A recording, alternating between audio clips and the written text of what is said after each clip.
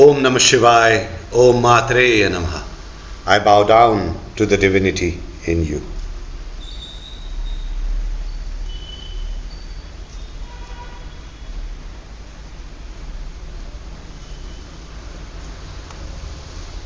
So I would like to know who is absolutely new here today. Anybody who is absolutely and totally new to this class?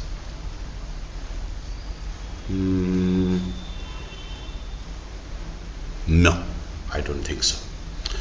Perfect. Welcome everybody. And as we are coming to the end of the year, and we are just beginning, in fact, which is what we started in the starting of the year, the Shiva Sutras, of course.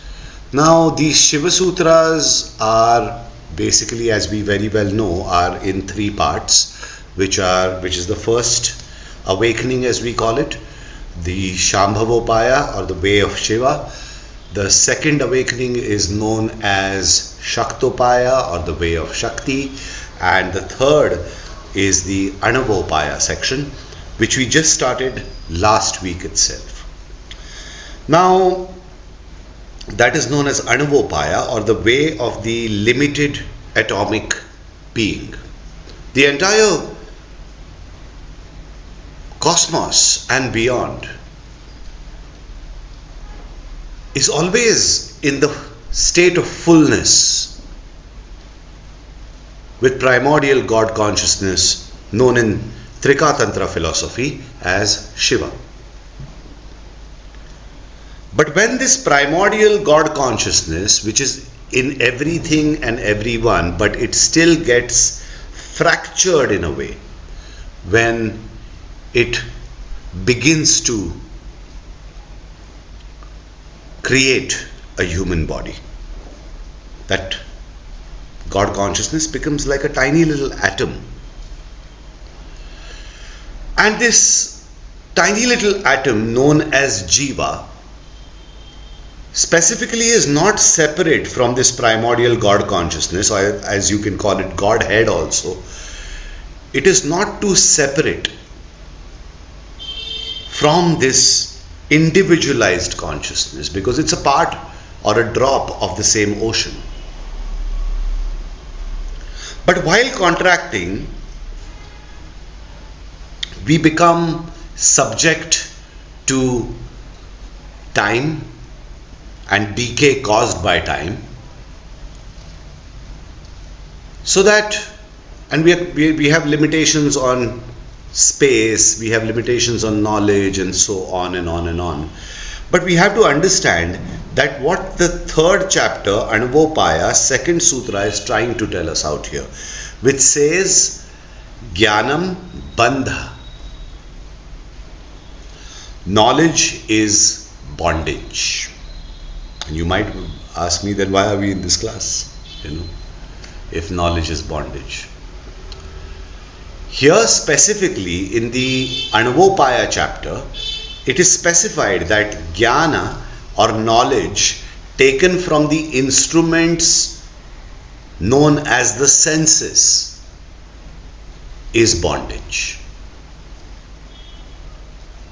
Why? Because anything that your senses intake at this very moment also has duality filled inside itself. Now this duality also has to be accepted, not fought with. But whatever this created universe is, and whatever the Jiva is experiencing, Jiva as in you and me, we are experiencing this entire created reality. This entire created reality, if we begin to see it in its state, is filled with duality. There is light, there is darkness. There are stars and there are black holes. And so on and on and on. But in the individualized mind, how exactly this duality persists? You have to understand that whenever you take in any kind of knowledge with senses, there's a kind of a war that starts to happen. within us. This war is always going on and on and on and on. In the sensory perception, there is joy. Now this joy also fights with sadness.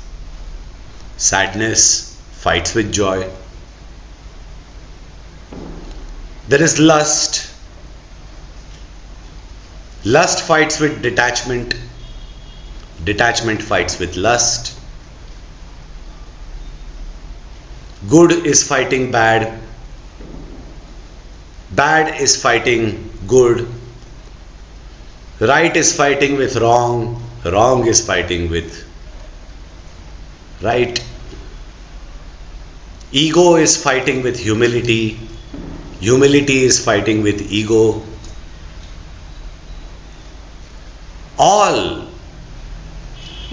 that knowledge you take, there's always a fight that goes on within us. If you start to observe your own mind, which is fed by the senses at all points of time, and if you have the ability to observe this mind of yours, you'll find that this fight is going on within ourselves every given moment. Every moment there is a fight happening inside of you. What should you do at this moment? When this fight goes on with rights and wrongs, what should I do? Confusion happens. And this confusion is a cause of bondage. You're in a fix what to do. Should we do this? Should we do that? Should I take this knowledge or should I take that knowledge? Should I fight my anger or let myself be present in that moment and come out with my anger? There is always this fight that is happening for whatever has been fed to you by the senses themselves. Now, these senses also contain the Shakti of consciousness, Shakti of Shiva as we call it. The power of consciousness is provided to these senses, but as it notices duality everywhere, it starts to begin a fight. So what must be done at this moment?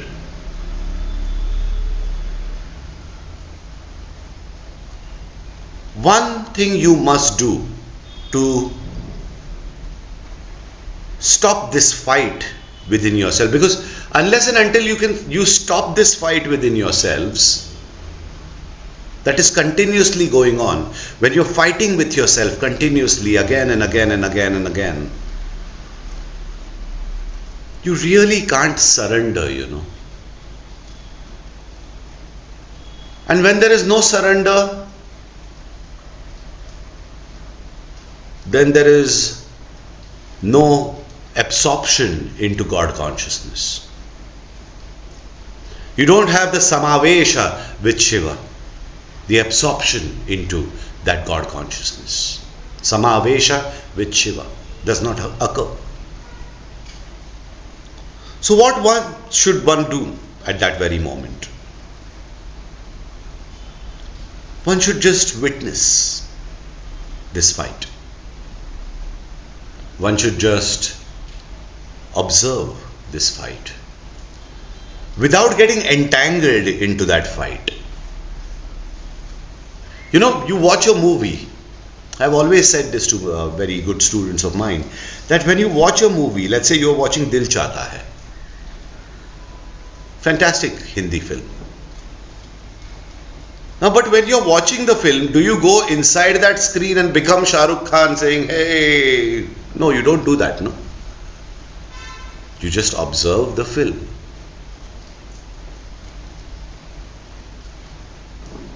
Just like that, without entanglement, and becoming Shah Rukh Khan and going helter-skelter, crying sometimes, laughing sometimes, right sometimes, wrong sometimes. Without all that entanglement, you can just become a witness to this play that is happening. We are not telling you, Kashmir Shaivism doesn't tell you to discard it. You can't fight with fight. You can just observe and witness this fight. By not getting entangled into it, you then don't carry bondages that are presented to you by that fight, by that duality. And when you just observe and when you just witness, who is witnessing?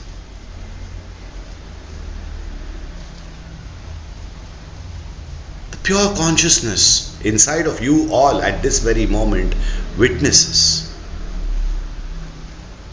The witness is that pure consciousness, your own Shiva nature.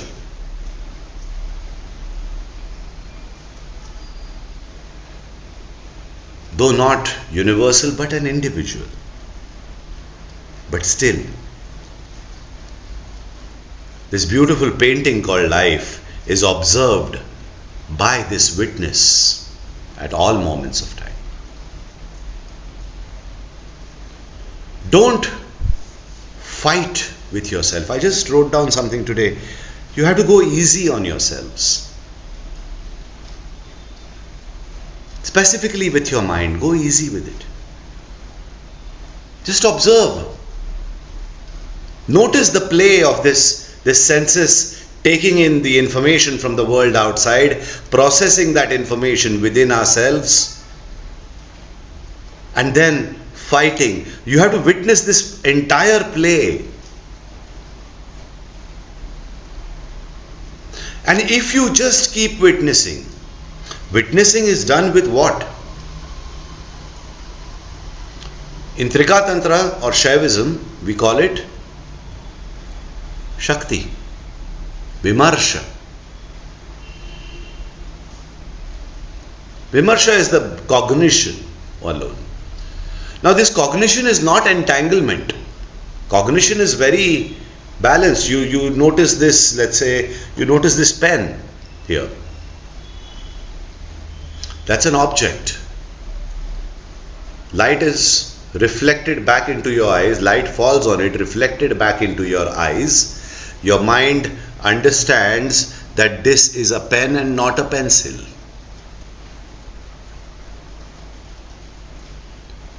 This cognition, Vimarsha, or that cognition where it's recognizing that this is a pen and not a pencil, is all the play of that supreme God consciousness known as Shiva and that cognitive energy that has been presented to you within your senses known as Shakti.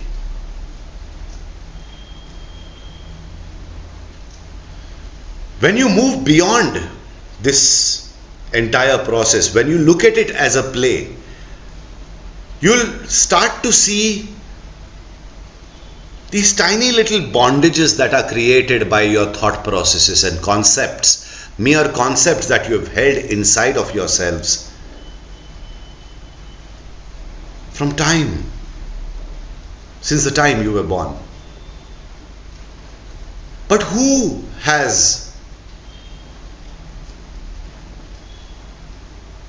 is nurturing these concepts, limited concepts of the mind? This limited knowledge of yours is created only via conditioning. That's why this sutra says, Jnanam Bandha. But what is unlimited is within you at this very moment, and within you at this very moment, within your grasp.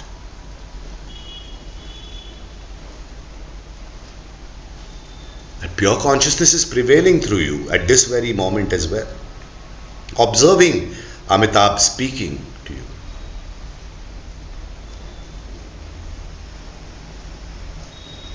So don't be limited in your being. Don't be limited to the conditioned knowledge that you have received over the years. Open yourselves up to new possibilities. Open yourselves up towards newer experiences, newer knowledge. But that non-dual knowledge, where is it found? In Yoga Sutras of Patanjali, there's a beautiful word known as pradnya. Pradnya. Knowledge beyond the realms of the mind and the senses. Pradnya. This pradnya becomes available to us mostly, for the beginners at least, mostly in the states of deep meditation. When you move into deep states of dhyana, meditation, you're absorbed into that pure consciousness. This pure consciousness provides you with knowledge that is beyond the realm of the mind and beyond the cognition of the senses. If you absorb in that pure consciousness through meditative means, that knowledge, that pradnya, will not be a bondage. It will free you from your conceptualized mind, from your conditioned mind. It will free you and open you up to such grace, such possibilities in your life, such immense amount of power will be given to you in your life. It's unbelievable. In the cyclone, you will remain steadfast as a mountain. Cyclone will be around you. But now you're not fighting the cyclone, you're just watching the cyclone, just like a huge mountain would. Just witness the cyclone. You'll have that strength of the mountain itself.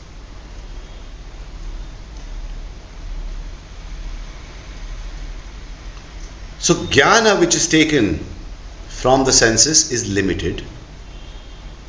Deciphered in the mind, it still stays limited. But in the quantum field of pure consciousness, when you absorb into that, you truly become limitless in nature.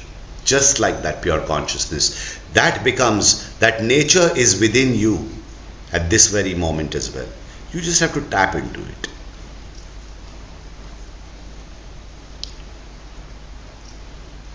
So that is what the third chapter, second sutra, talks to us about. Jnanam Bandha. If you have any questions through the app, you can raise your hand and discuss this further as well.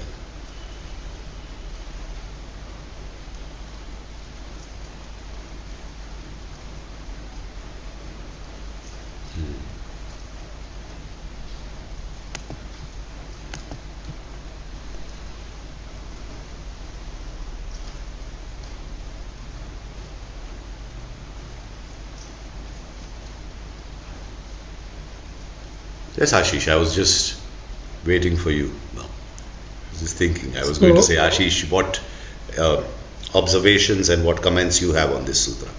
Go for it. So can you throw some light on, because Jnanam Bandha is the second sutra of the Shambhavopaya as well. And Jnanam Bandha is the second sutra of Anuvopaya as well. So is there a difference there, or how do we look at it I wouldn't say that much difference, Ashish, because what we need to understand here is basically that Gyana received from the senses. It's talking there as well the same way, here also the same way.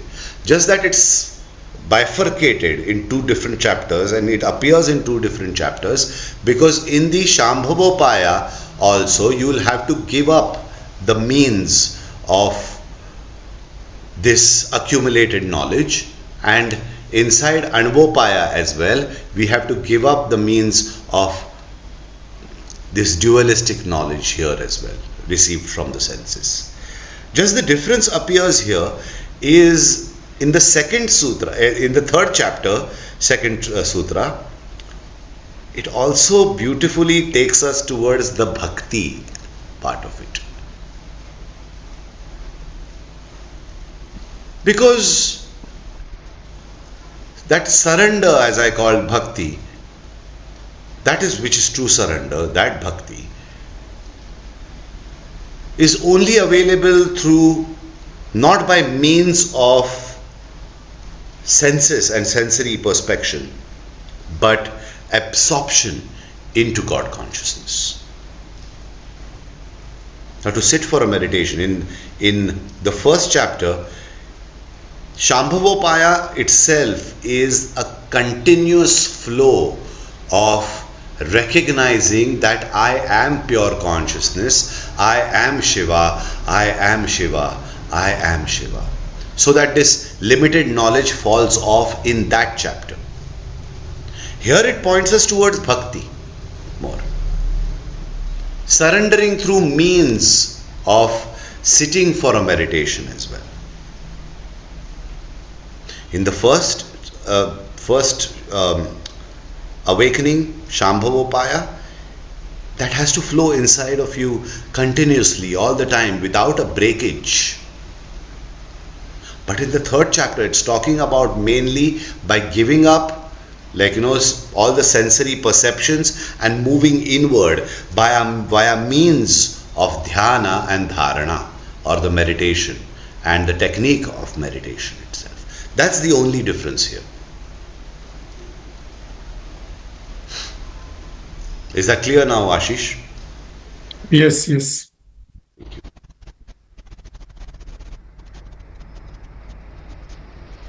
Anybody else wanting to ask?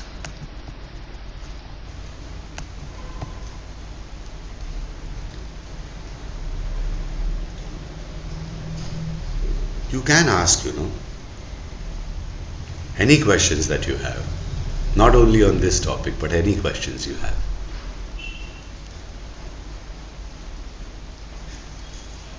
Yes, Akash. So I was just wondering, in the Vimarsha process, when you look at the pen and when the individual sees the pen, it's the process of Shiva because it is the pure consciousness which is seeing the pen, right? Pure consciousness is seeing the pen, but what exactly is facilitating? The eyes. So what powers the eyes is the question. What gives Shakti to this eye of yours to recognize? Light is shining bright onto this. Right. There is light into this as well. Eye is just recognizing that light. So that bridge between object and subject is known as awareness. That awareness in Trika Tantra is known as Vimarsha Shakti. Prakasha Vimarsha. Light and cognition of light. Right. But here Shakti is not very fluctuating, right? She's almost like Shakti is always fluctuating. Why not? Okay. This pen is there, pen is not there. Fluctuated. Now that object appears there. Fluctuation. That object appears there. Shakti is all about vibrational fluctuation. She's the essence of that pure consciousness. She's the pure essence of that pure consciousness, but not the entire consciousness itself. She's the essence of that pure consciousness. See, consciousness is there, And so is awareness within us. But those are two different things. Though amalgamated as one, still they are two. It's merged yet different. They're different yet merged. Shiva Shakti.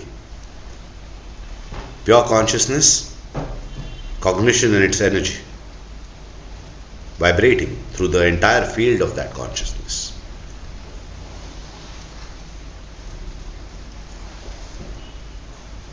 Anyone else?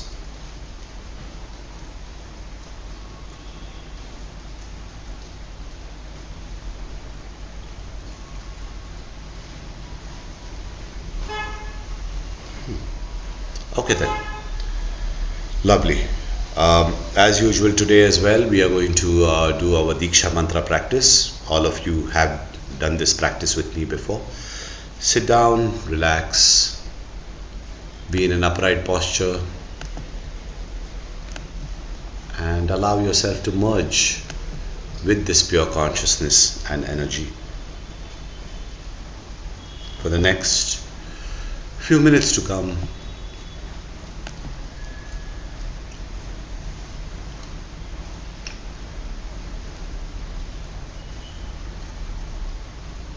Sthira Sukham Asanam. Posture should be still and comfortable. And once you have assumed this posture, close your eyes. And once you have closed your eyes, allow all the sounds from the outside world and don't let them disturb you from this very moment onward.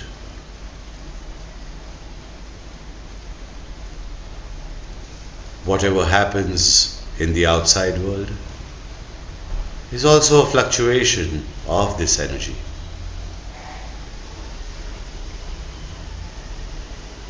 So don't deny this fluctuation, don't deny this Shakti. Accept her. Accept her fluctuation.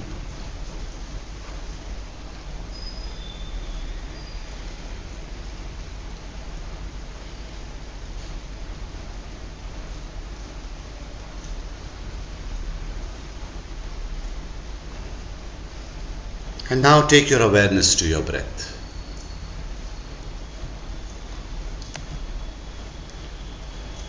Allow this awareness of your breath to be very, very gentle in nature. Nothing forced here.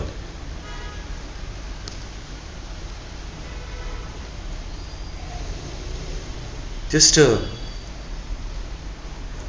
gentle awareness of your breath. Inhaling, exhaling. Inhaling, exhaling, and being aware of this breath as you inhale and exhale. As you inhale and exhale.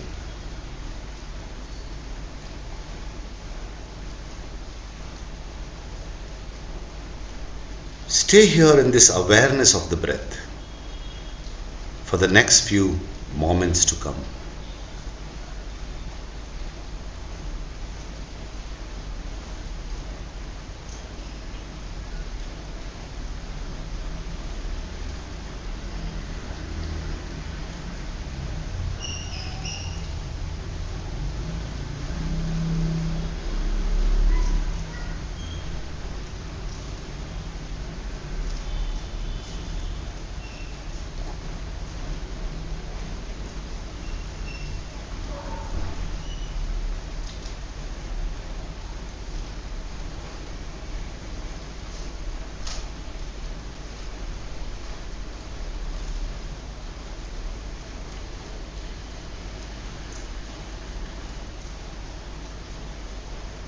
And I want you now to observe the natural sound that your breath is creating. As you breathe in,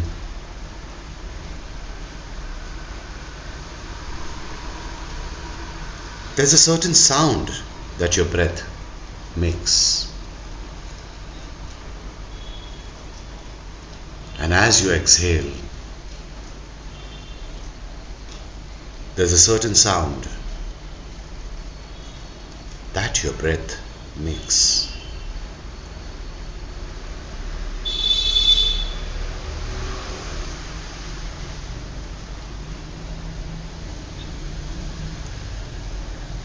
Breathing in, hum. Breathing out, sa. Just listen to this sound that your breath creates very naturally, this mantra that your breath creates very naturally. As you breathe in, hum. As you breathe in, sa.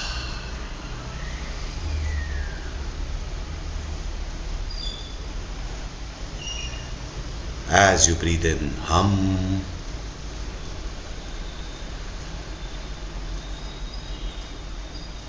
And as you breathe out, sa.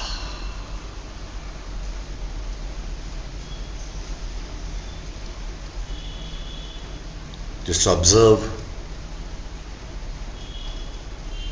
these two sounds, these two mantras that your breath autonomously creates.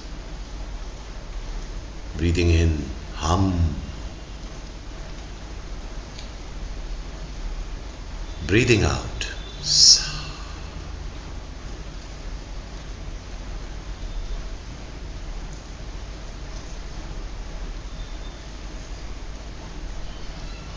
Keep listening to this sound.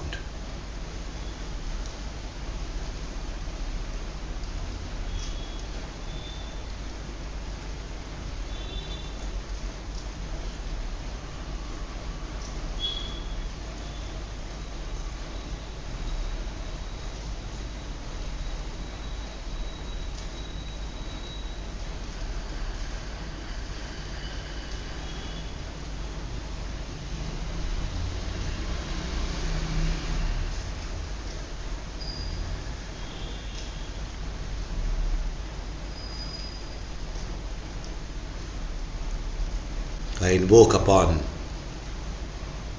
Lord Shiva and Mother Goddess Adi Shakti, Mahamaya, Kundalini, and their grace to be showered upon us through this meditation. Continue by hearing this mantra inside the sound of your own breath. Welcome.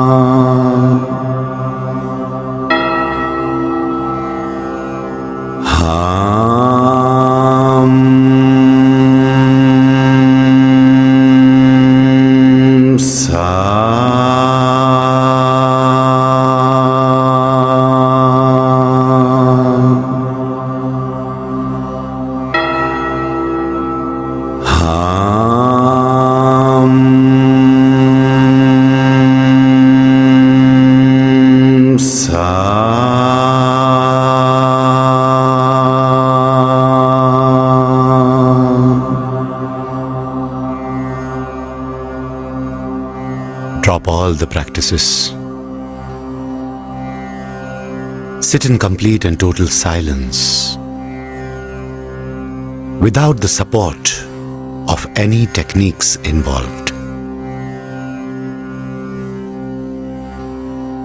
Only when the doing stops, the grace appears.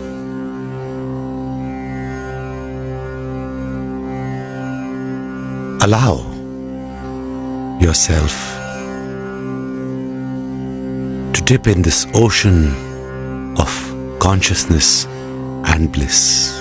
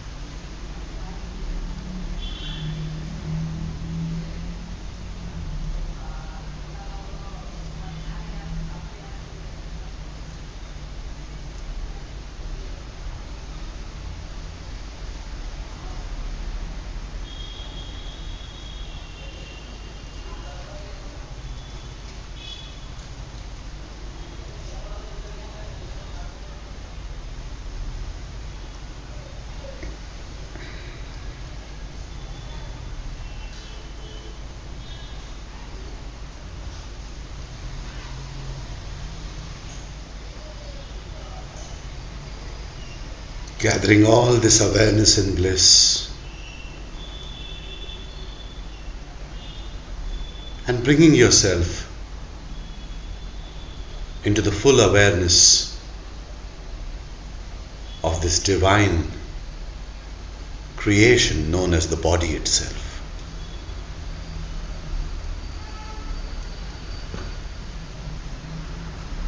Take a deep breath in. Exhale fully. Deep breath in. Exhale fully. Deep breath in. Exhale fully. Rub the palms of your hands together, generating heat. Put them over your face, your eyes, sliding them to the top of the head, sliding behind the head to the neck, and around the neck into a pose of Namaste at the heart center. Bowing down to Ma Shakti, the Mother Energy, Adi Shakti, Mahamaya, Kundalini, for manifestation of this entire creation itself.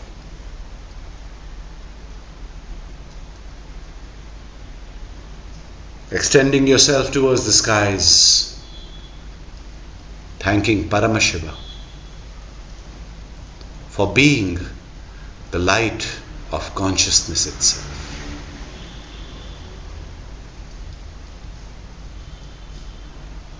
Ask for their grace to flow through you for this entire week to come. Om Namah Shivaya. Om Shri Matreya Namah. Gently, gently open your eyes.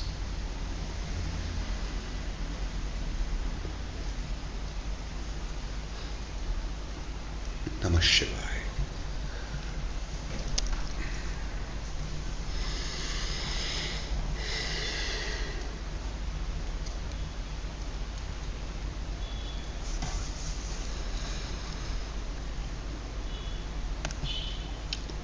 So the Shiva Shakti Vigyan Sangha chat box will open up for the next 35 minutes to 1 hour to come. Please do ask questions there if you have any, or share experiences. Don't just say, thank you sir, good meditation, thank you sir, good meditations. What you explored within yourself. What was the sutra all about? Contemplate over it for a while and just encourage others as well to come join this field of consciousness and energy. Play your part in lighting up this world